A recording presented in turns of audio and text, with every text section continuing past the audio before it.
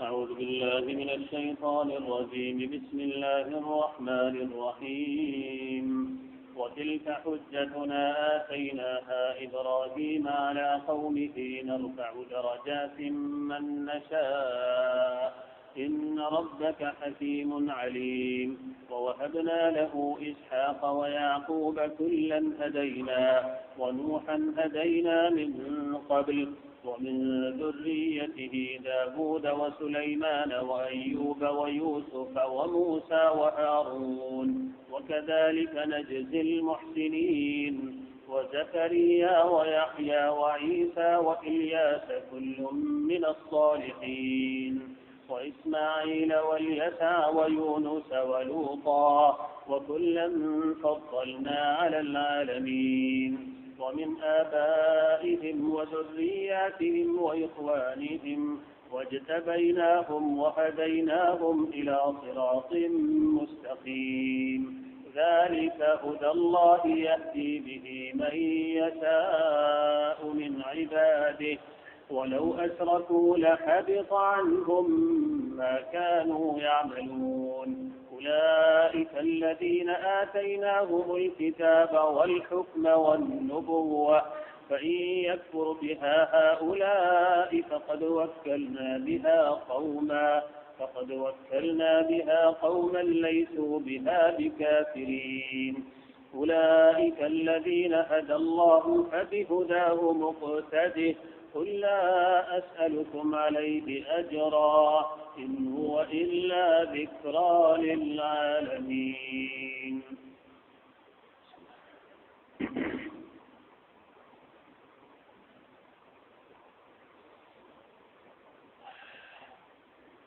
اس اور جن آیتوں کی تلاوت کی گئی ہے سورہ انعام کی آیت نمبر 83 سے لے کر آیت نمبر 90 تک کی آیتیں.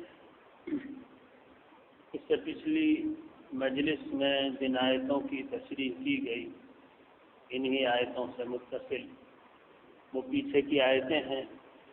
وہ آیتیں دراصل حضرت ابراہیم علیہ السلام کے سلسلے کی اور ان کی نبوت اور دعوت کا آغاز اور اپنی قوم سے ان کی کشمکش اس سلسلے کی آیتیں تھیں.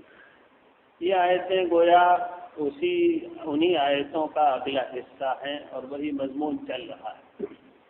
اس سے پچھلی مجلس میں ہم نے عرض کیا تھا کہ ہم لوگوں کا یعنی اس امت کا حضرت ابراہیم علیہ السلام سے خاص رشتہ ہے. یہ امت حضرت ابراہیم علیہ السلام کی امت کا حصہ ہے. اس کے اصل نبی سیدنا محمد رسول اللہ صلی اللہ علیہ وسلم ہیں، لیکن یہ امت محمدیہ دراصل ملت ابراہیمی کا حصہ ہے. رسول اللہ صلی اللہ علیہ وسلم حضرت ابراہیم کی اولاد میں بھی ہیں اور ان کی نبوت کا ایک حصہ اور ان کے سلسلے کا ایک حصہ بھی ہیں. اس معنی کر کہ حضرت ابراہیم علیہ السلام کا جب اللہ تعالیٰ کی طرف سے بہت اونچے مقام اور مرتبے خلت اور محبوبیت کے مقام کے لیے انتخاب ہوا اور اللہ تعالیٰ سے ایسا محبت کا رشتہ حضرت ابراہیم نے قائم فرمایا کہ اللہ کو ان پر پیار آ گیا اور اللہ تعالیٰ نے اعلان کر دیا کہ اب قیامت تک سارے انسانوں کی امامت تمہارے سپرد کی جاتی ہے. جس کو ہدایت ملے گی قیامت تک وہ حضرت ابراہیم علیہ السلام اور ان کے سلسلے کے ذریعے ملے گی، کہیں اور سے مل ہی نہیں سکتی.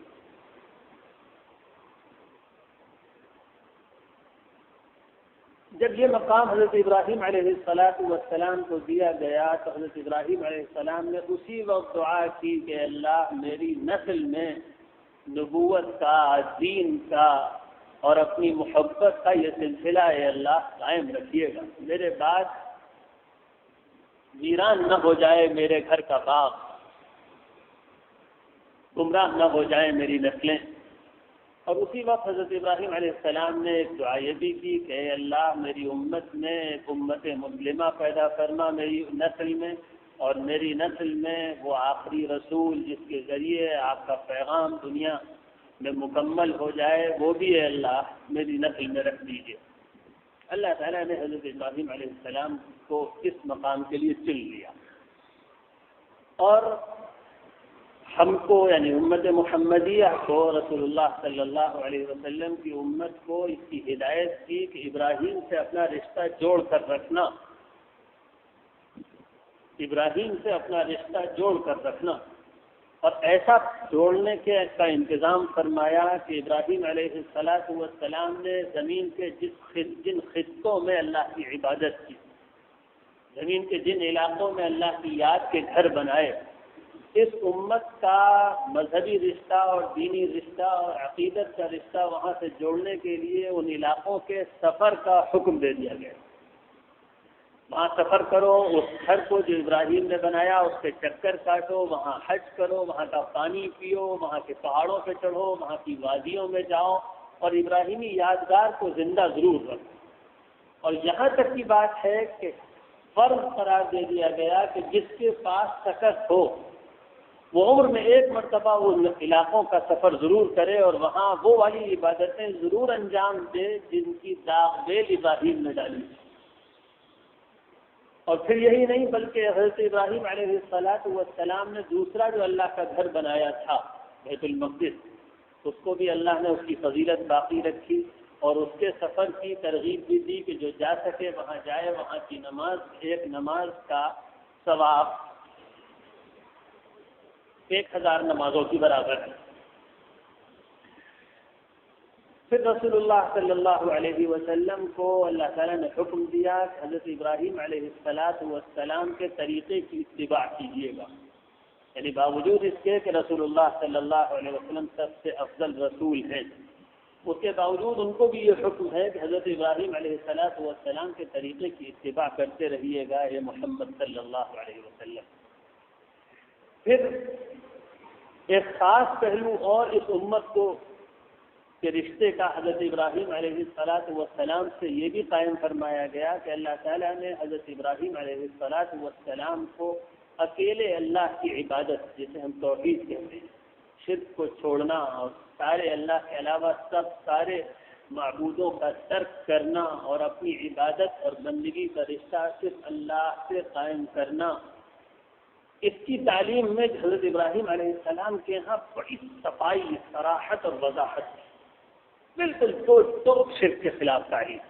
اور اس سلسلے میں حضرت ابراہیم علیہ السلام کا مزاج ایک خاص مزاج تھا، ان سے شرک برداشت نہیں ہوتا، اور جس کو بھی ان کا قصہ معلوم ہے، انہوں نے اپنی قوم میں توحید کی دعوت عملاً کس طرح دی، اپنی قوم کو سبق سکھانے کے لیے اور اللہ کے علاوہ دوسرے جن کی عبادت کی جاتی ہے ان کے بے حقیقت ہونے کے لیے حضرت ابراہیم علیہ السلام نے وہ کھیل بھی کھیل دیا، وہ بازی بھی لگا دی جو عام حالات میں آسان نہیں ہوتی ہے۔ ایک دن جس دن ساری قوم شہر کے باہر گئی ہوئی تھی کسی میلے میں، اور وہ بڑا بتکدہ اور بڑا مندر خالی تھا، حضرت ابراہیم علیہ السلام اس دن وہاں گئے، انہوں نے ایک ایک بت کی گردن توڑ دی اور سب کے سر نیچے ڈال دیے، اور جو سب سے بڑا والا بت وہاں تھا اس کی گردن میں جا کے کلہاڑی لٹکا دی اور چلے آئے۔ اب جب لوگ اس میلے سے واپس آئے تو ان کو سوال ہوا کہ یہ مندر کا یہ حشر کس نے کیا؟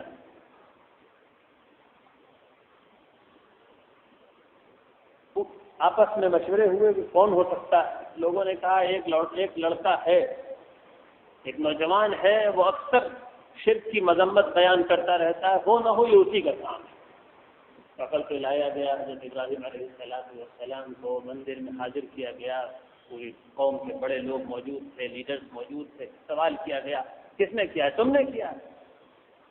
حضرت ابراہیم علیہ السلام نے پورے مندر پر سارے بتوں پر جن کی منڈیاں ٹوٹی پڑی تھی نظر ڈالی اور کہا دیکھو وہ بڑے والے صاحب جو ہیں ان کے گردن میں کلہاڑی لٹکی ہوئی، ہو نہ ہو یہ انہی کا کام ہے، غصہ آ گیا ہوگا کسی دن چھوٹوں پر، سب کی گردن قلم کر دی، انہی سے پوچھ لو۔ تو لوگوں نے کہا تم نہیں جانتے، یہ بول نہیں سکتے۔ اچھا یہ بول نہیں پاتے؟ میں تو سمجھتا تھا یہ بول پاتے ہوں گے تبھی تو تم لوگ ان کی عبادت کرتے تھے، یہ بول بھی نہیں پاتے، ارے تب تو تمہاری عقلوں پر ماتم کرنے کو جی چاہتا۔ اس طریقے سے حضرت ابراہیم علیہ السلام نے توحید کی زبردست اور جسے کہیں کہ سوچنے پر مجبور کر دینے والی تعلیم تھی. اور تو میں نے پچھلی مجلس میں یہ عرض کیا تھا کہ حضرت ابراہیم علیہ السلام کو اللہ تعالیٰ نے ان قربانیوں کے نتیجے میں جو انہوں نے اللہ کے راستے میں دی اور ان کا جو حال تھا اللہ کی محبت میں، جس چیز کی قربانی دینے کا مطالبہ کیا جائے حضرت ابراہیم علیہ السلام تیار ہے. ان سے کہا گیا گھر چھوڑ، گھر چھوڑنے کو تیار، مال چھوڑ دو، مال چھوڑنے کو تیار، اس جگہ کو چھوڑ دو، اس جگہ کو چھوڑنے کو تیار، دوسری جگہ چلے جاؤ، دوسری جگہ جانے کو تیار. عجیب حال تھا. اللہ نے آخری درجے کا امتحان لینے کے لیے ان کو ایک خواب دکھایا، حکم کچھ نہیں دیا، ایک خواب دکھایا کہ وہ اپنے بیٹے کو اللہ کے راستے میں قربان کر رہے ہیں. حضرت ابراہیم علیہ السلام نے اس خواب کے نتیجے میں یہ بات محسوس کی کہ شاید اللہ تعالیٰ یہ امتحان بھی لینا چاہتا ہے کہ باپ بیٹے کو قربان کر دے اور بیٹا بھی جان دے دے اللہ کے حکم کے سامنے. صاف صاف حکم نہیں ملا تھا. حضرت ابراہیم علیہ السلام نے اس کا بھی ارادہ کر لیا اور یہ سوچا اگر منع کرنا ہوگا تو منع کر دیں گے، اور اگر یہی ان کو مقصود ہوگا تو یہ قربانی بھی وہ لے کر دیکھ لیں. میں ان سے اتنی محبت کرتا ہوں کہ اتنی محبت تو بیٹے سے بھی نہیں.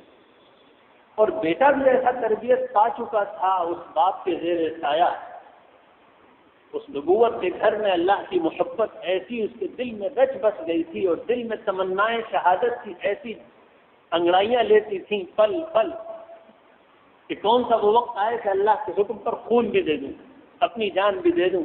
بیٹے سے کہا گیا تو اس نے کہا ابا جان شہادت کی تمنا تو نہ جانے کب سے دل میں ہے، آپ نے یہ بات کہی، سبحان اللہ اور بسم اللہ، مجھے آپ صبر کرنے والا پائیں گے، اللہ کا حکم ہوگا تو جان حاضر ہے. اس درجے کی اللہ کی محبت، اس کے نتیجے میں حضرت ابراہیم علیہ السلام کو بلند مقام حضرت ابراہیم کو ملا. آج جو آیتیں ہیں وہ دراصل حضرت ابراہیم علیہ السلام کو جو انعام دیا گیا اس کے تذکرے پر مشتمل ہے کہ ہم جب کوئی ہم سے محبت کرتا ہے اور ہماری خاطر اپنی خواہش کی، اپنے مال کی، اپنے جان پہچان والوں کی، اپنے محبت کرنے والوں کی، اپنے دوستوں کی، سب کی قربانی دینے کے لیے تیار ہو جاتا ہے. اللہ کی خاطر سب کچھ نثار. ہم اس کے بندے ہیں، اس نے پیدا کیا، اس نے امتحان لینے کے لیے پیدا کیا، اور جو امتحان ہم دیں گے اس کا بہترین سے بہترین بدلہ وہاں ملے، بہترین سے بہترین بدلہ وہ دے گا. اس یقین کے ساتھ اور اللہ کی محبت اور عشق میں گویا بالکل وارفتہ ہو کر جو لوگ زندگی گزارتے ہیں ان کو اللہ تعالیٰ پھر کون سا مقام عطا فرماتا ہے. آج کی آیتیں اسی کا بیان اور وضاحت ہے. پچھلے درس میں ذکر آیا تھا کہ حضرت ابراہیم علیہ السلام نے کیسے شرک کے خلاف دلیل قائم کر دی اور پوری قوم کو بالکل گونگا کر دیا شرک کے معاملے میں. جب انہوں نے کہا کہ یہ تو تم پوچھتے ہو تاروں کو، ٹھیک ہے میں بھی مان لیتا ہوں، شام کو صبح ہونے سے پہلے تارے چھپ گئے، کہنے لگے ارے تمہارے خدا تو چھپ گئے، چھپنے والوں کو، ڈوب جانے والوں اور چھپنے والوں کو میں خدا نہیں مان سکتا. پھر اس کے بعد چاند کے بارے میں کہا یہ بڑا نظر آتا ہے، غالباً یہ ہو سکتا ہے تمہارا خدا. پھر چاند بھی چھپ گیا تو کہا رہے چاند بھی چھپ گیا، اس کا مطلب یہ بھی خدا نہیں ہو سکتا. ان کی عقلوں کو اس زمانے میں ان لوگوں کی عقلوں کو مطمئن کرنے اور ان کے دل پر چوٹ مارنے کا انہوں نے ایک طریقہ یہ نکالا. لوگ بھی اس سوال نے ان کے دل میں کھلبلی مچا دی، ارے یہ کیا ہو رہا ہے، جو چھپ جاتے انہیں ہم خدا مانے ہوں. پھر حضرت ابراہیم علیہ السلام نے آخر میں جب سورج بھی ڈوب گیا اور انہوں نے کہا دیکھو جن جن چیزوں کو تم پوجتے ہو سب بے حقیقت ہیں. سورج اپنے پیدا کرنے والے کا غلام، چاند اپنے پیدا کرنے والے کا غلام، تارے اپنے پیدا کرنے والے کے غلام. جس وقت کہہ دیا جاتا ہے چھپ جاؤ چھپ جاتے ہیں، جس وقت کہہ دیا جاتا ہے نکل آؤ نکل آتے ہیں. جس نظام میں ان کو جکڑ دیا گیا اور باندھ دیا گیا، ہزاروں سال سے وہ اسی میں بندھے ہوئے، ایک انچ ہل نہیں سکتے، یہ کیسے تمہارے خدا ہے؟ پھر کہا کہ میں تو جانتا ہوں خدا تو وہ خدا ہے جس نے یہ سب کچھ پیدا کیا. میں تو اسی کا بندہ ہوں، اسی کو پوجتا ہوں، اسی کی عبادت کرتا ہوں، اسی کی مانتا ہوں، اسی سے محبت کرتا ہوں۔ قوم کے پاس کوئی جواب نہیں بچتا، اور ہمیشہ یہی ہوتا ہے کہ شرک کے پاس کوئی جواب نہیں بچتا۔ اب اللہ تعالیٰ ارشاد فرماتا ہے وَتِلْكَ حُجَّتُنَا آتَيْنَاهَا إِبْرَاهِيمَ عَلَى قَوْمِهِ، یہ وہ دلیل تھی جو ابراہیم کو ہم نے عطا فرمائی تھی قوم سے مناظرہ کرنے اور قوم سے بحث کرنے کے لیے اور قوم کو لاجواب کرنے کے لیے، اور ان میں سے جس کو ہدایت ملنی ہو اس کو صحیح راستہ دکھانے کے لیے یہ دلیل ابراہیم کو ہم نے عطا فرمائی تھی۔ نرفع درجات من نشاء، اور اے لوگوں، ابراہیم کو ہم نے بہت اونچا مقام عطا فرمایا تھا۔ ابراہیم کو ہم نے چن لیا تھا اپنے لیے، اپنے دین کے لیے، انسانوں کی ہدایت اور امامت کے لیے۔ ہم جس کو چاہتے ہیں بہت اونچا مقام عطا فرماتے ہیں۔ ان ربک حکیم علیم، تمہارا رب بڑی حکمت والا اور بڑا علم والا ہے۔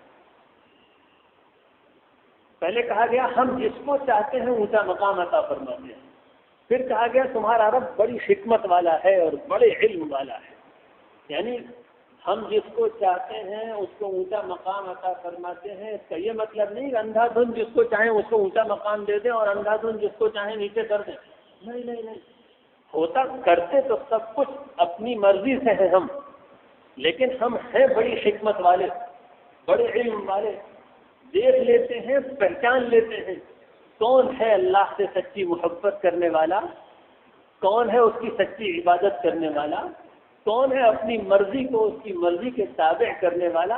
ہم جس کا امتحان لے لیتے ہیں اور جو کسوٹی پر پورا اترتا ہے ہم اس کو پھر بہت اونچا مقام دیتے ہیں۔ اور دیکھو ابراہیم نے ہماری عبادت کی اور ہمارے سامنے کسی چیز کو ترجیح نہیں دی، اور اصل مطالبہ اللہ کا بس یہی ہے۔ ہم نے پیدا کیا، ہم نے بسنے کے لیے دنیا دی، ہم نے کھانے کے لیے رزق دیا، ہم نے پیدا کیا، ہم کو مارنا ہے، ہماری بسائی ہوئی دنیا میں جیتے ہو، ہمارے سجائے ہوئے آسمان کے نیچے رہتے ہوئے ہو، ہمارے بن کر رہو، بس یہی ایک اکیلا امتحان ہے، ہمارے بن کر رہو، بس یہ امتحان ہے کہ بن کر رہتے ہو یا نہیں۔ اب اس بات کے لیے، اس امتحان اور اس پرکھ کے لیے کہ ہمارے بن کر رہتے ہو یا نہیں، اس کے لیے اللہ تعالیٰ نے دنیا میں امتحان رکھ دیا، اور وہ امتحان یہ کہ جی چاہے گا کہ اللہ کے بن کر نہ رہیں، ماحول بلائے گا کہ اللہ کا بن کر نہ رہو، بیوی بلائے گی کہ اللہ کا بن کر نہ رہو، ایسا بلائے گا کہ اللہ کے بن کر نہ رہو۔ اور انبیاء علیہم الصلاۃ والسلام بھیجے گئے، کتابیں اتاری گئیں، دل کے اندر اللہ نے ایک ضمیر رکھا، یہ سب کچھ پکاریں گے اور بلائیں گے کس طرف؟ اللہ کے بن کر رہو، اس کے بندے بن کر رہو۔ اور یہی امتحان ہونا ہے، ابراہیم کا بھی ہوا، اب ایک ایک انسان کا ہونا ہے، میرا اور آپ کا بھی ہو رہا ہے۔ اس امتحان میں جو کامیاب ہو گیا اور اللہ کو جس نے راضی کر لیا اور منا لیا، اس پر اسی دنیا سے انعامات شروع ہو جاتے ہیں، اس پر اسی دنیا سے انعامات شروع ہو جاتے ہیں۔ اس دنیا میں انعامات الگ طریقے کے ہوتے ہیں، اور اس دنیا کے بعد والی زندگی میں انعامات الگ طریقے کے ہوں گے۔ اس دنیا میں جو انعامات ہوتے ہیں ان میں سے ایک انعام دل کے اچھا سکون کا انعام ہوتا ہے، دل کی عظیم خوشی کا انعام ہوتا ہے، سکینت کا انعام ہوتا ہے، اللہ سے محبت کا انعام ہوتا ہے، طبیعت اللہ پر راضی رہنے لگتی ہے، ایک بڑا انعام ہوتا ہے، دل اللہ سے راضی ہو جاتا ہے، اور یہ بہت اونچا مقام ہے، دل اللہ سے راضی ہو جاتا ہے، یہ بہت اونچا مقام ہے۔ مالک جس حال میں رکھے اس میں راضی، اور یہ وہ چیز ہوتی ہے، یہ جب مل جاتی ہے تو دنیا میں پھر کسی چیز کی تکلیف نہیں بچتی، پھر ایک عجیب قسم کی زندگی نصیب ہوتی ہے، ایک عجیب مزہ آتا ہے۔ اس دنیا میں جو انعامات ملنے شروع ہوتے ہیں ان میں سے ایک انعام یہ ہوتا ہے کہ ایک بڑی پاک صاف ستھری اطمینان کی مرتب اور منظم زندگی ہوتی ہے، جس میں کوئی دوڑ بھاگ، کوئی الجھن، کوئی پریشانی، کوئی لپا ڈبی، یہ سب کچھ نہیں، بالکل مطمئن و پرسکون معمولات، بالکل مرتب، وقت میں برکت، ہر چیز اپنے وقت پر، ہر معاملہ اپنی جگہ پر، بالکل ایک عجیب مرتب اور منظم اور بابرکت زندگی ہوتی ہے۔ یہ ان انعامات میں سے ایک انعام ہے جو اللہ کو راضی کرنے کے نتیجے میں دنیا میں ملنا شروع ہو جاتا ہے۔ اسی طریقے سے ایک انعام یہ ملتا ہے کہ اللہ کے بندوں کے دل میں محبت رکھ دی جاتی ہے۔ ایک عجیب انعام ہے، جو لوگ بھی اللہ کو راضی کرنے والی زندگی گزارتے ہیں، فرائض کی پابندی ہے، کچھ نوافل کا بھی اہتمام ہے، حقوق کی ادائیگی ہے، حرام سے حفاظت ہے، اللہ کے دین سے تعلق ہے، اللہ کی محبت والی زندگی ہے، اس کے نتیجے میں ایک سیدھی اور نقد 100% ایک چیز یہ ملتی ہے کہ اللہ کے بندوں کے دل میں اس کی محبت ڈال دی جاتی ہے۔ اور حدیث میں اور قرآن میں اس کو صاف طور پر اور بہت وضاحت سے بیان فرمایا گیا۔ قرآن نے کہا ان الذین آمنوا وعملوا الصالحات سیجعل لهم الرحمن ودا، جو لوگ اللہ پر یقین کرتے ہیں، یقین اللہ اور اس کے دین پر پورا یقین، بالکل نہیں اس وقت یہ اور کسی وقت کچھ اور، اللہ اور اس کے دین پر مکمل پختہ یقین، وعملوا الصالحات اور نیک اعمال کا اہتمام، صالحات پر عمل، نیک اعمال کی کثرت، سیجعل لهم الرحمن ودا، تھوڑا وقت لگتا ہے، دیکھا جاتا ہے، اسٹیبلٹی دیکھی جاتی ہے، راستے پہ جم رہا ہے یا صرف صبح شام کے لیے آیا ہے۔ سیجعل لهم الرحمن ودا، تھوڑے ہی دنوں کے بعد اللہ تعالیٰ رحمان ان کے لیے ود اور محبت پیدا فرما دیتا ہے۔ قرآن مجید اللہ تعالیٰ کے ناموں کو بہت سوچ، بہت حکمت کے ساتھ استعمال کرتا ہے۔ کس جگہ اللہ کا کون سا نام استعمال کیا گیا ہے، اس میں بہت معنی پوشیدہ ہوتے ہیں۔ یہاں یہ نہیں کہا گیا سیجعل لهم اللہ ودا، یہاں کہا گیا رحمان ان کے لیے محبت پیدا فرما دیتا ہے۔ یعنی یہ چیز جو پیدا ہوتی ہے انسانوں کے دلوں میں، اللہ کے نیک بندوں کی محبت، یہ چیز جو پیدا ہوتی ہے یہ اللہ تعالیٰ کے اسم رحمان کی تجلی سے پیدا ہوتی ہے۔ یعنی اس کا جو رحمان نام ہے اس کی تجلی سے یہ چیزیں پیدا ہوتی ہیں۔ اور گویا اسی کی تشریح رسول اللہ صلی اللہ علیہ وسلم نے فرمائی کہ بندہ جب نوافل کی کثرت کرتا ہے، وَلَا يَزَالُ عَبْدِي يَتَقَرَّبُ إِلَيَّ بِالنَّوَافِلِ حَتَّى أُحِبَّهُ، بندہ نفل عبادتوں کے ذریعے جب میرے قریب ہوتا جاتا ہے تو ایک وقت وہ آتا ہے کہ میں اس سے محبت کرنے لگتا ہوں۔ اللہ تعالیٰ فرماتا ہے ایک وقت وہ آتا ہے کہ میں اس سے محبت کرنے لگتا ہوں۔ اور پھر ایک اور حدیث میں حضور اکرم صلی اللہ علیہ وسلم نے فرمایا اور اللہ تعالیٰ جب کسی بندے سے محبت فرماتے ہیں تو جبریل کو بلاتے ہیں اور جبریل سے کہتے ہیں فلاں بندے کو جانتے ہو، میں اس سے محبت کرتا ہوں۔ پھر حضرت جبریل علیہ السلام کا حکم ہوتا ہے اور وہ 7ویں آسمان کے فرشتوں سے کہتے ہیں، وہ 7ویں آسمان کے فرشتوں فلاں بندہ اللہ کا جو ہے اس سے اللہ تعالیٰ محبت فرماتے ہیں، تو 7ویں آسمان کے فرشتے اس بندے سے محبت کرنے لگتے ہیں۔ پھر 7ویں آسمان کے فرشتے اپنے سے نیچے 6 آسمان والوں سے کہتے ہیں، وہ 6 آسمان کے فرشتوں فلاں بندہ اللہ سے، فلاں بندے سے اللہ تعالیٰ محبت فرماتے ہیں، تو 6 آسمان والے اس بندے سے محبت کرنے لگتے ہیں، یہاں تک کہ اس دنیا کے آسمان پر جو فرشتے ہیں ان تک یہ اعلان اور یہ خبر پہنچائی جاتی ہے کہ فلاں بندے سے اللہ تعالیٰ محبت فرماتے ہیں، تو وہ فرشتے اس بندے سے محبت کرنے لگتے ہیں۔ حدیث ابھی آگے جاری ہے، بیچ میں بات روک کر ایک بات عرض کروں۔ آپ کو معلوم ہے کہ فرشتوں کا کام کیا ہے؟ اس دنیا کا نظام چلانا فرشتوں کا کام ہے. اللہ کے حکم کے تحت اس دنیا کا نظام فرشتے چلاتے ہیں. جب کسی بندے سے اللہ تعالیٰ محبت فرماتے ہیں تو فرشتے اس بندے کے دل پر ڈھارس رکھتے ہیں، اس کو خوشیاں پہنچاتے ہیں، اطمینان بڑھاتے ہیں، اس کا حوصلہ بڑھاتے ہیں اور اس کو ایک اطمینان اور سکون کی کیفیت عطا کر دیتے ہیں. یہاں تک کہ دنیا کی زندگی کے وہ حالات جو اور انسانوں کے لیے پریشان کن ہوتے ہیں، اس انسان کے لیے پھر اس میں کوئی پریشانی نہیں بچتی، اس کو کہیں اور سے اطمینان کا انعام مل چکا ہوتا ہے. اس حدیث میں پھر آتا ہے کہ جب فرشتوں تک یہ خبر پہنچ جاتی ہے ثم یوضع له القبول فی الارض، پھر اللہ کے اس بندے کی مقبولیت زمین میں اتار دی جاتی ہے. پھر اللہ کے اس بندے کی مقبولیت زمین میں اتار دی جاتی ہے. ہم لوگ جب اس قسم کی حدیثیں سنتے ہیں تو یہ سمجھتے ہیں کہ ایسے اللہ کے بندے کروڑوں میں دو چار ہوتے ہوں گے. نہیں بھائی، ایسا نہیں ہے. جس طریقے سے انسانوں میں پیسے کے اعتبار سے انسانوں کی اتنی قسمیں ہیں جتنے انسان خود ہیں، اتنے گریڈ ہیں.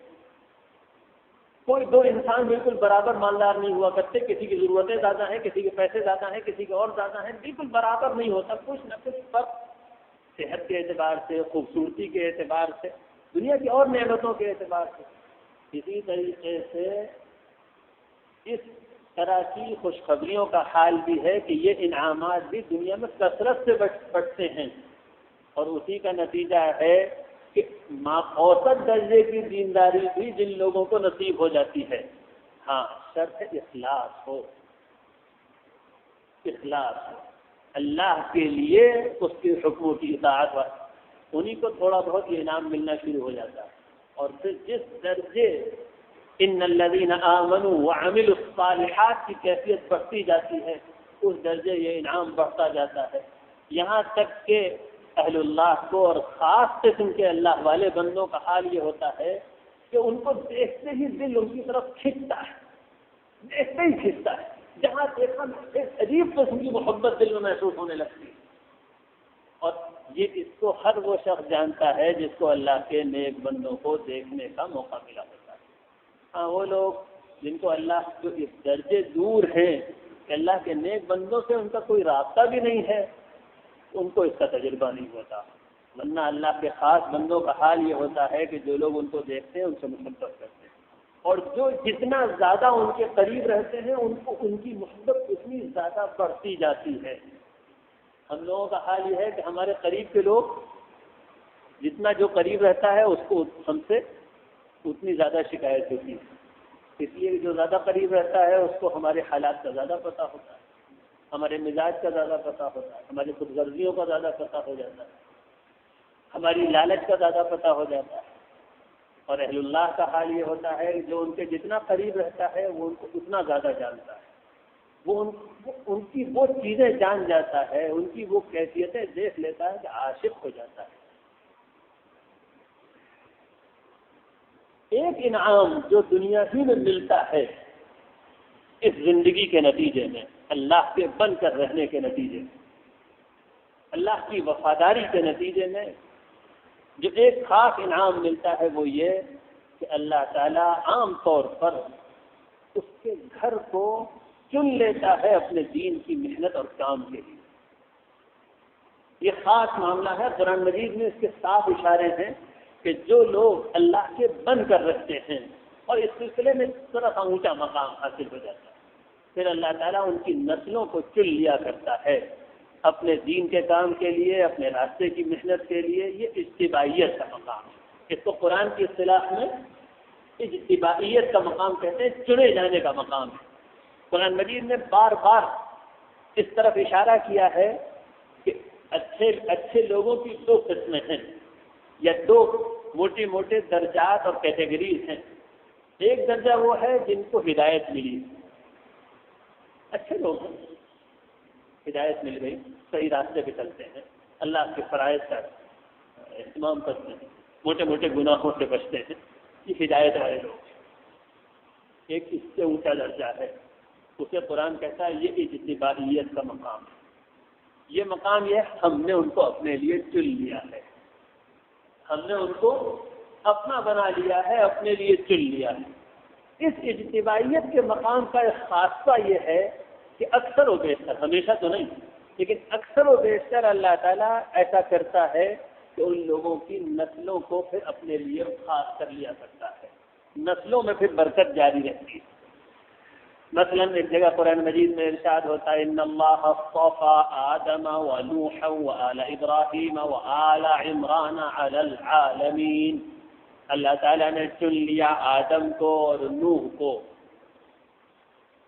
اور ابراہیم کی نسل کو اور عمران کی نسل کو ساری دنیا کے مقابلے میں ان کو چن لیا، پوری نسل کو چن لیا اپنے دین کے کام کے لیے۔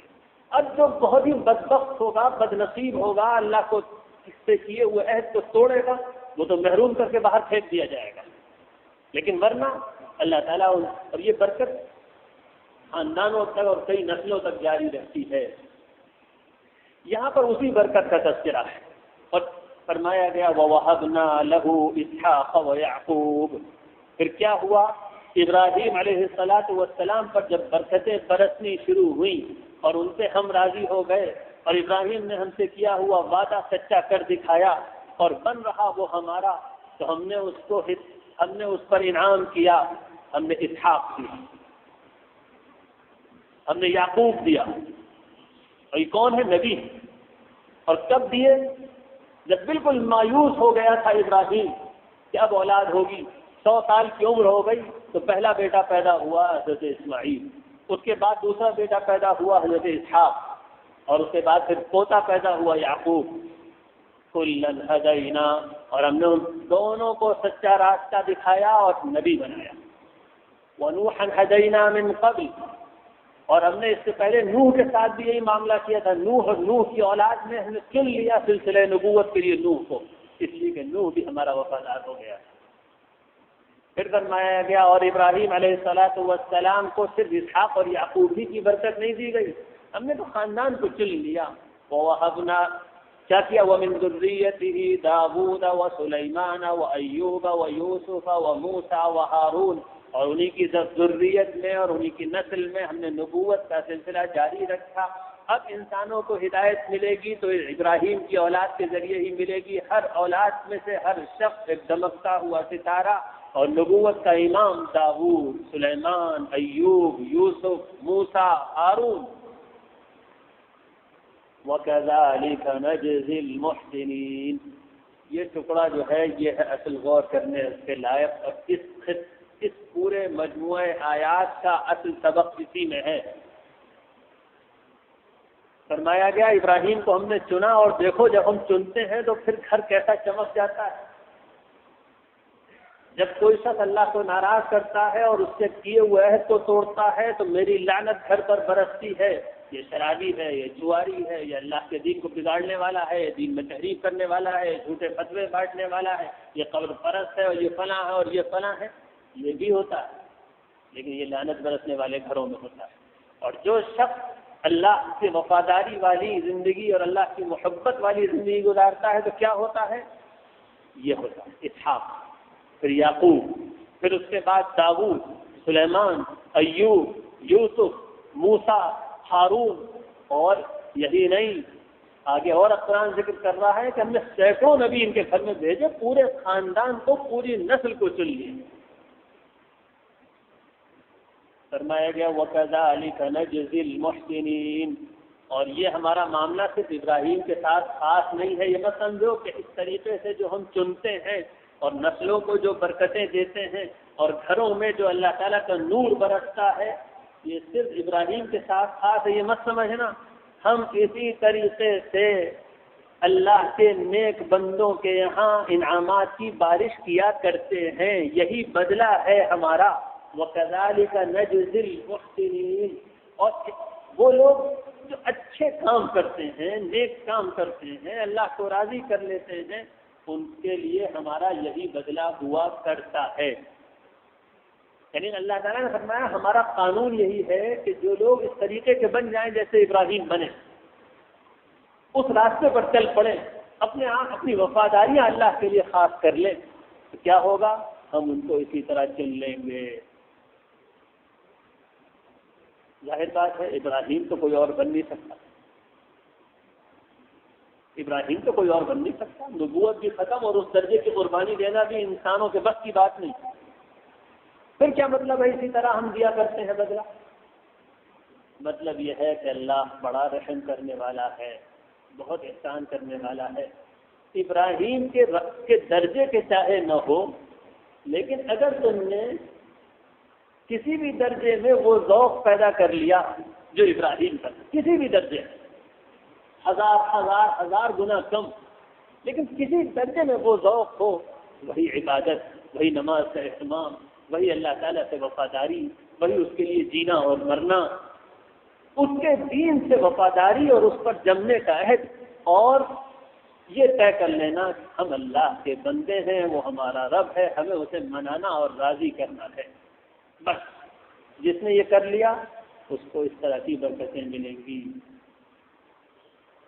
ابھی سلسلہ ختم نہیں ہوا ہے، اللہ تعالیٰ ذکر کر رہا ہے کہ ہم نے ابراہیم کی نسل کو کیا دیا، وزکریا ویحییٰ وعیسیٰ والیاس، اور ابراہیم کی نسل میں زکریا بھی ہوئے، یحییٰ بھی ہوئے، عیسیٰ بھی ہوئے، الیاس بھی ہوئے، کل من الصالحین، سب اللہ کے نیک بندے اور اللہ کے نبی۔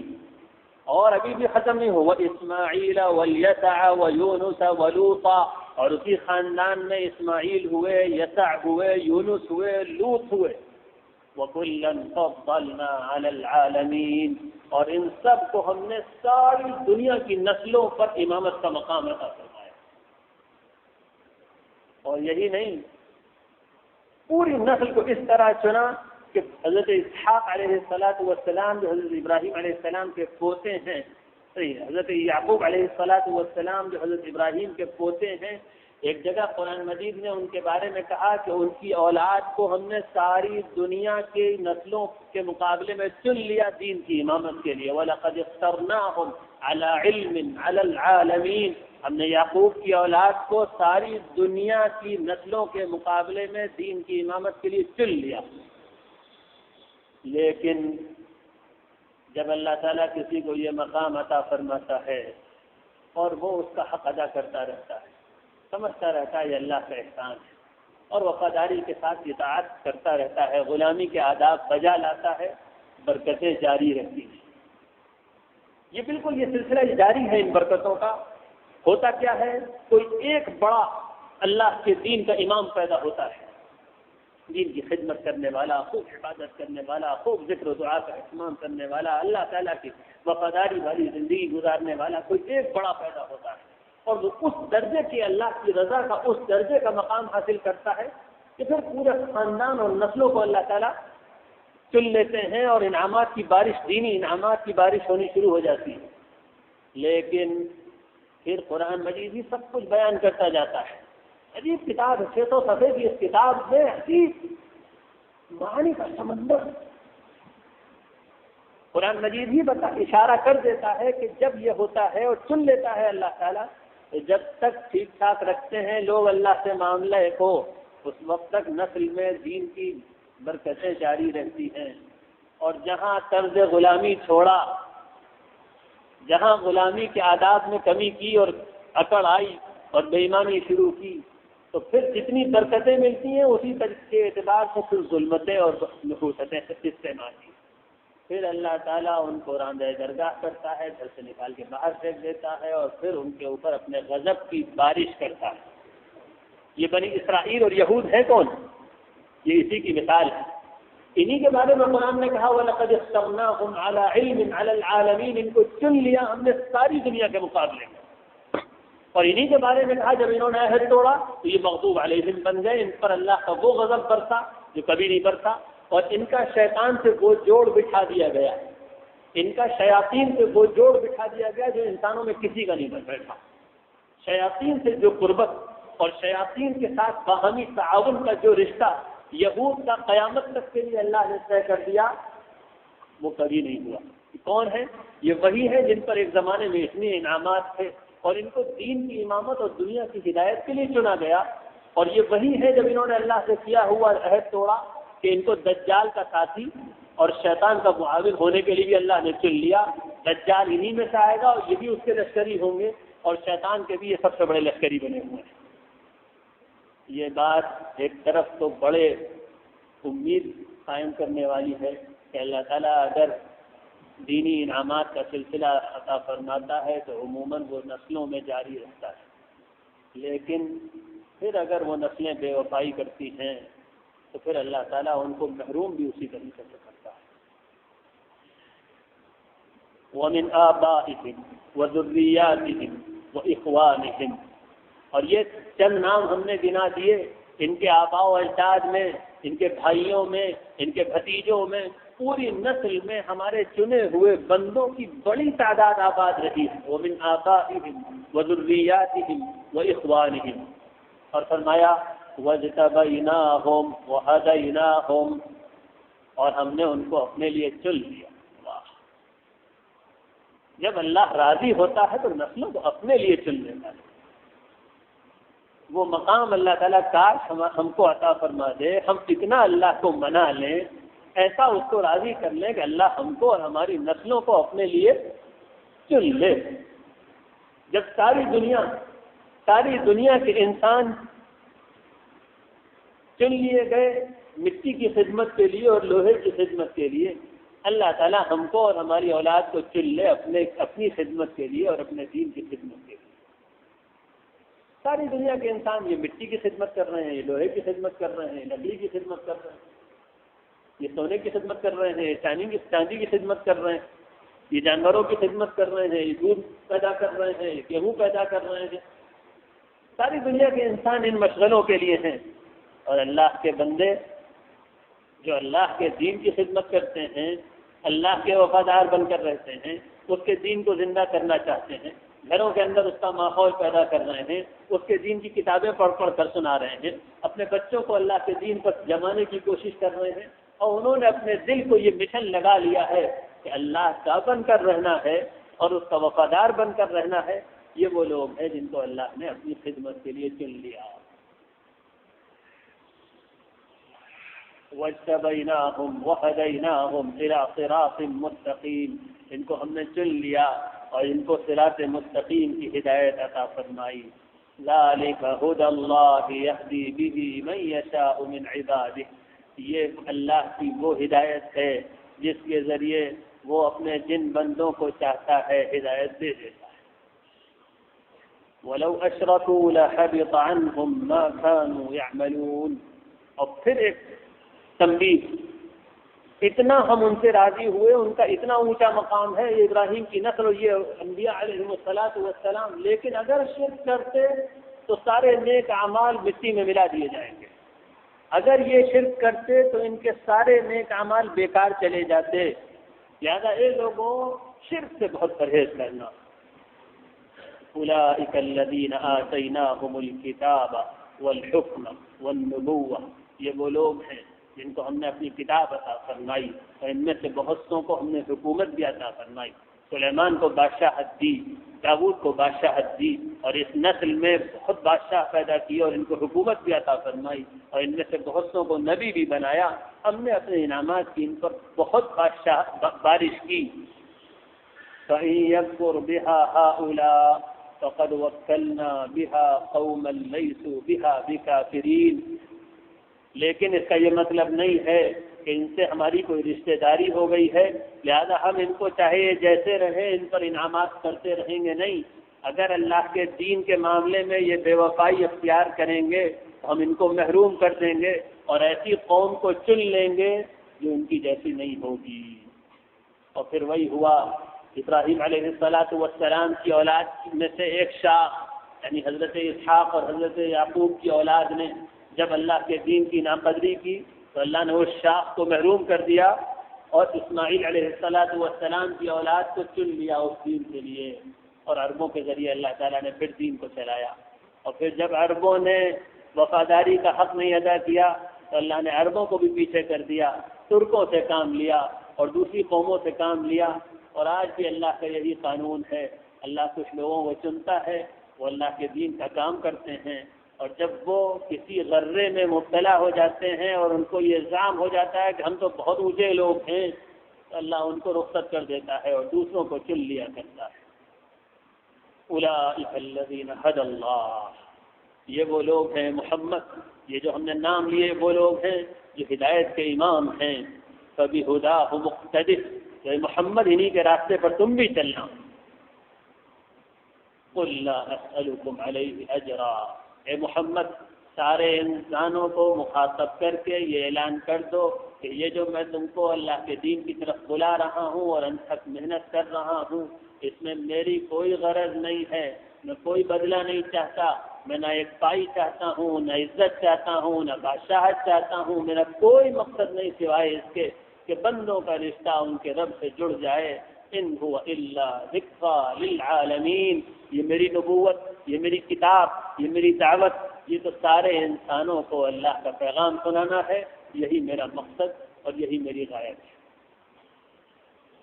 آج کی آیتوں کا خاص سبق، جو آیتیں جن کی اس وقت تشریح کی گئی، ان کا خاص سبق یہ ہے کہ اللہ تعالیٰ کی اس سے جب وفاداری اختیار کی جاتی ہے اور اس کو منایا جاتا ہے اور اس کو راضی کیا جاتا ہے، تو پھر وہ اللہ تعالیٰ ہدایت بھی عطا فرماتا ہے اور ایسا انعام فرماتا ہے کہ عموماً نسلوں میں وہ انعام چلتا ہے، اکثر و بیشتر نسلوں میں وہ انعام چلتا ہے، اور یہ اللہ کی سنت ہے، قانون ہے۔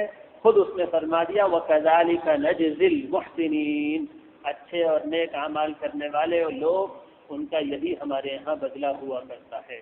اور اسی کا نتیجہ ہم یہ دیکھتے ہیں کہ اکثر و بیشتر اللہ تعالیٰ جب کسی شخص، کوئی اللہ کا بندہ اللہ کو خاص طور پر راضی کرنے والی زندگی گزارتا ہے اور اللہ کا وفادار بندہ بن کر رہتا ہے، اور اللہ کی وفاداری کا مطلب یہ نہیں ہے کہ اس کے دین کے حکم ٹوٹیں اور ہماری نیند پر کوئی اثر نہ پڑے، اس کے دین کو پسپائی ملے اور ہم پر کوئی اثر نہ ہو۔ اللہ سے وفاداری کا مطلب یہ ہے کہ اس سے جو محبت ہو وہ کسی سے نہ ہو، اور اس کے دین کا جو غم ہو وہ کسی چیز کا نہ ہو۔ اور الحمدللہ دوسروں کے لیے شاید یہ صرف سنی ہوئی باتیں ہوں، مجھ گنہگار کے لیے یہ دیکھی ہوئی باتیں ہیں کہ اللہ کے بعض نیک بندوں کو اپنی اولاد کا وہ غم نہیں ہوتا جو دین کے نقصان کا غم ہوا کرتا ہے۔ ہم نے خود دیکھا اللہ کے وہ بندوں کو، ان کی اولاد مر گئی تو ان کے اوپر وہ غم نظر نہیں آتا تھا، ان کی بیوی مر گئی تو ان پر وہ غم نہیں ٹوٹتا تھا، اور کوئی خراب خبر آ جاتی تھی تو راتوں کی نیند اڑ جایا کرتی تھی۔ یہ وفاداری کا مقام خود کوئی نہیں حاصل کر سکتا۔ راستے پہ ہر ایک چلنا شروع کرتا ہے، راستے پہ ہر ایک چلنا شروع کرتا ہے، باقی اللہ تعالیٰ آگے خود پہنچاتا ہے۔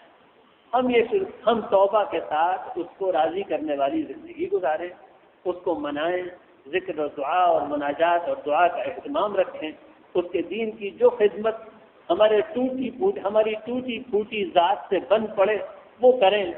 اس کا ادنا ترین درجہ یہ ہے جو ہم میں ہر آدمی کر سکتا ہے کہ اپنے گھر والوں کو اللہ کے دین کی محبت کا سبق پڑھائیں۔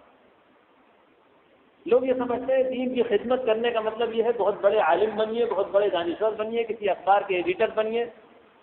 ایسا کچھ نہیں۔ صحابہ کرام میں سب ایک جیسی صلاحیت کے لوگ نہیں تھے، صحابہ کرام میں سب ایک جیسی صلاحیت کے لوگ نہیں تھے، بالکل بے پڑھے لکھے بھی تھے، بالکل اجڑ بھی تھے، بالکل دیہاتی بھی تھے، کم عقل والے لوگ بھی تھے، لیکن ہاں جس سے جو بن پڑتا تھا وہ کرتا تھا۔ کچھ نہیں بن پڑتا تھا تو یہ کر لیا کرتا تھا کوئی شخص کہ آج ہمارے پاس 2 وقت کھانے کو ہے، اس لیے آج ہم جائیں گے، ہمیں کمانے جانے کی اور مزدوری کرنے کی ضرورت نہیں ہے، لیکن آج ہم اس لیے کمانے جائیں گے۔ حدیث میں بخاری کی حدیث موجود ہے کہ صحابہ کرام کی ایک تعداد بھی کیا کرتی تھی، آج ہم اس لیے مزدوری کرنے جائیں گے کہ جو کچھ 2-4 پیسے ہمارے پاس آئیں گے وہ اللہ کے دین کی مدد میں خرچ کریں۔ کیا ہم یہ بھی نہیں کر سکتے؟ کیا اس سے بھی گئے گزرے ہیں؟ کیا ہم اس سے بھی گئے گزرے ہیں؟ یہاں تو کوئی بھی روز کمانے اور روز کھانے والا نہیں بیٹھا، ہم میں سے تو کوئی روز کمانے اور روز کھانے والا نہیں بیٹھا۔ اس کی بھی مثال ملتی ہے کہ کوئی شخص آیا ہے، اللہ کے رسول صلی اللہ علیہ وسلم مجھے حکم دے دیجیے میں کیا کروں۔ آپ صلی اللہ علیہ وسلم نے کہا کچھ نہیں، اپنے قبیلے والوں کو جا کے سورہ فاتحہ پڑھا دو۔ جس نے کسی کو سورہ فاتحہ یاد کرا دی اس نے دین کی خدمت کی۔ کیا ہم سورہ فاتحہ کسی کو نہیں پڑھاتے؟ کرنا کوئی چاہے تو بہت کچھ کر سکتے ہیں، اور بس یہیں سے اللہ تعالیٰ کے انعامات کا راستہ کھلتا ہے۔ بندہ اپنے دل کو یہ روگ لگا لے اللہ کے دین کی محبت اور اللہ کی محبت کا، بس انشاءاللہ یہیں سے ترقی شروع ہوگی۔ اور اللہ نے تو خود وعدہ فرمایا وَكَذَلِكَ نَجْزِي الْمُحْسِنِينَ، ہم نیک عمل کرنے والوں کو یہی بدلہ دیا کرتے ہیں جو ہم نے ابراہیم کو عطا فرمایا۔ اللہ تعالیٰ دنیا اور آخرت کے سارے بہتر انعامات کے دروازے ہم سب پر کھول دے۔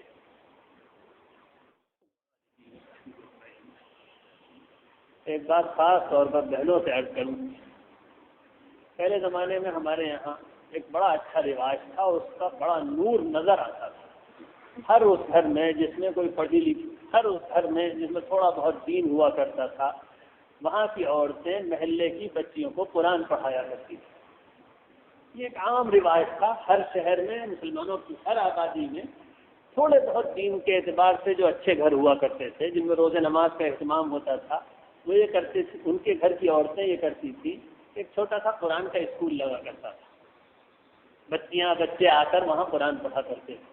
اور وہ صرف قرآن کا اسکول نہیں ہوتا تھا، وہ مکمل اسکول دین کا ہوا کرتا تھا، قرآن بھی پڑھایا جاتا تھا، نماز بھی سکھائی جاتی تھی، اچھے اخلاق بھی سکھائے جاتے تھے، جنت کا تذکرہ بھی ہوتا تھا، نبیوں کے قصے بھی سنائے جاتے تھے، جہنم کے بارے میں بھی بتایا جاتا تھا۔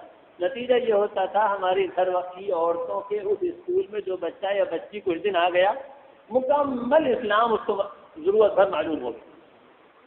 اب اس کے دل میں اللہ کے دین کی محبت کا بیج پڑ گیا۔ وہ صرف کوئی کمرشل اور پروفیشنل قسم کی تعلیم نہیں ہوا کرتی تھی کہ اس کے ساتھ کوئی اسپرٹ نہ ہو، صرف الفاظ پڑھائے جائیں اور ٹیکنکس سکھائی جائیں، بلکہ وہ ایک اسپریچول تعلیم ہوا کرتی تھی، ایک بے غرض اور خدا کے لیے پڑھانے والی پڑھاتی تھی کہ جو بچیاں اور بچے آتے تھے مرتے دم تک اس بوڑھی کا احسان نہیں بھولا کرتے تھے، اور اس کا اثر اور اس کا نور اس گھر میں بھی نظر آتا تھا جس میں قرآن کا اسکول ہوتا تھا۔ اب آپ بتائیے، ہمارے وہ گھر جس میں صرف دنیا کی باتیں ہوتی ہوں، اور ایک وہ گھر جہاں 24 گھنٹے میں تھوڑی دیر قرآن پڑھایا جاتا ہوں، محلے کے بچے آ رہے ہیں، محلے کی بچیاں آ رہی ہیں، آدھا گھنٹے اس وقت پڑھ گئی، شام کو تھوڑا سا وقت ملا، 4 5 7 8 بچے بچیاں اس وقت آ گئیں، 4 5 بچے اس وقت پڑھ گئے۔ اس گھر کے پورے ماحول اور انوائرمنٹ پر اس قرآنی اسکول کا کیا اثر پڑے گا، یہ سب ہم لوگ خود تصور بھی کر سکتے ہیں۔ اور اگر کبھی ہم نے اپنے گھر میں یہ کر لیا تو اس کا جو اثر، جو روحانی اثر ہمارے گھر پہ پڑے گا اور اس کی جو برکتیں ہوں گی، وہ تو بعد میں ہی نظر آئیں گی، ابھی تو اس کا اندازہ بھی نہیں کر سکتا۔ تو خاص طور پر بہنوں سے عرض ہے کہ گھروں میں محلے کے بچوں اور بچیوں کے لیے قرآنی اسکول کھول دیجیے۔ یہ سب وہ کام ہیں جو بہت آسان ہیں اور ان کی برکتیں بے شمار ہیں۔ اللہ تعالی ہم سب کو توفیق عطا فرمائے۔